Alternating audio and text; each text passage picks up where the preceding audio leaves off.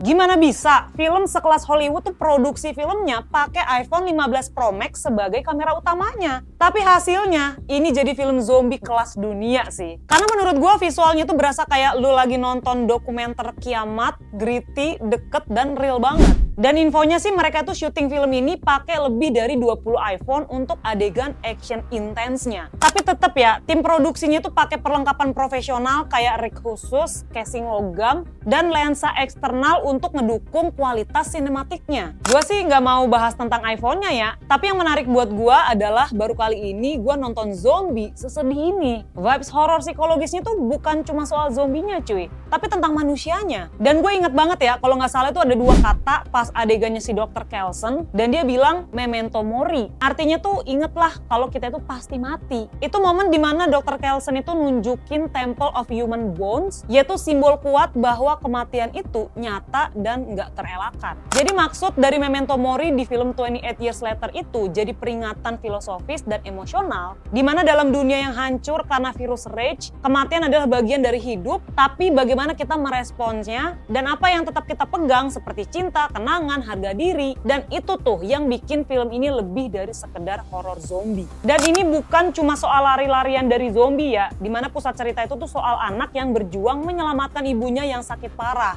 Gak jelas itu penyakit apa, gak ada obatnya, tapi dia gak nyerah. Jadi di tengah dunia yang udah hancur, masih ada cinta anak seluas itu ke orang tua, dan itu tuh bikin film ini dalam banget. Dan di film yang sekarang, zombinya makin level up, ada yang namanya slow loss, zombie yang ngesot tapi makan mayat.